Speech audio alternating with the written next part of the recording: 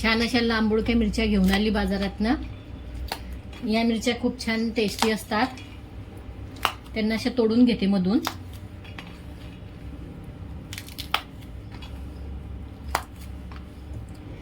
जास्त तिखट नसतात आणि चवीला पण छान असतात। त्यात आता थोड्या तिखटवाल्या पण घालते आणि पूर्ण मस्त भाजून घेते। भाजताना थोडं तेल घालून घेते म्हणजे मिरची पटकन भाजली जाते।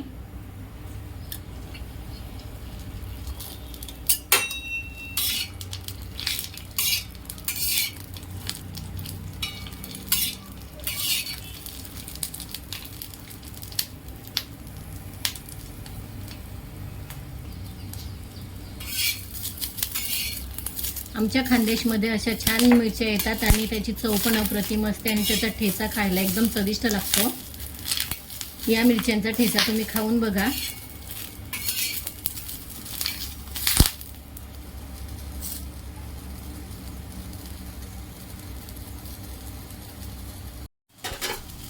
या बारीक मिरच्या होत्या म्हणून पटकन झाल्या, त्या काढून घेते। यातल्या काही झालेल्या आहे त्या काढून घेते।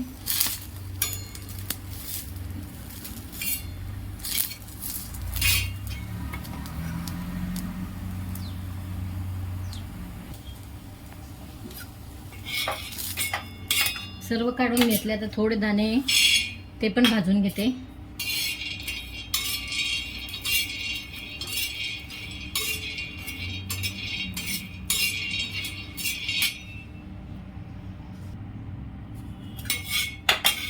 दाणेही भाजले छान, ते काढून घेते।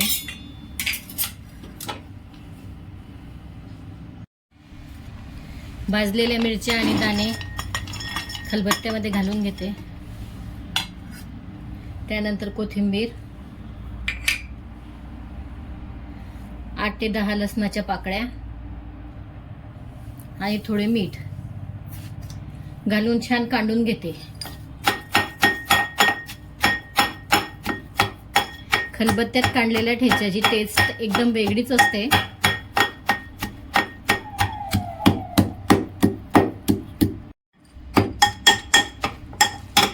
छान काढून घेतलं ठेचा। आता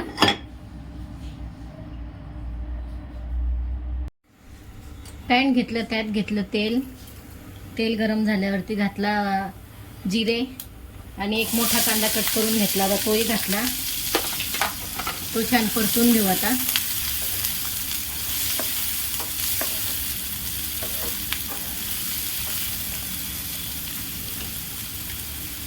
कांदा परतताना थोडं मीठ घालू म्हणजे कांदा पटकन परतेल।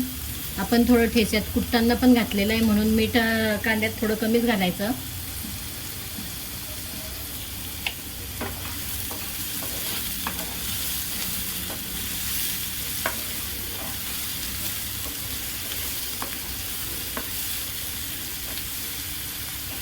कांदा छान लालसर करू परतून घेऊ।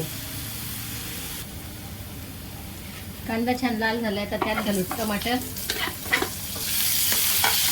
टमाटर सॉफ्ट होईपर्यंत परतून घेऊ।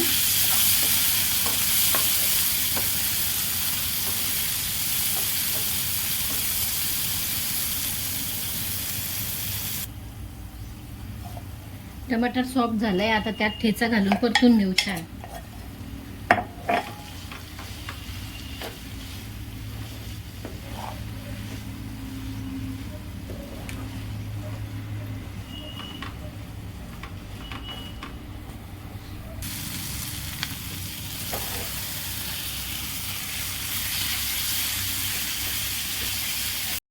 ठेचा छान परतला गेला आहे, मस्त खमंग वास असा सुटलेला आहे।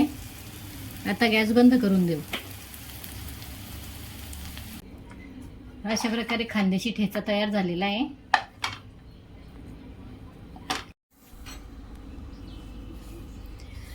खानदेशी ठेचा तयार झालेला आहे। पटकन करण्याची भाकरी थापा आणि मस्त ठेच्याचा आस्वाद घ्या आणि चॅनलला लाईक शेअर सबस्क्राईब नक्की करा।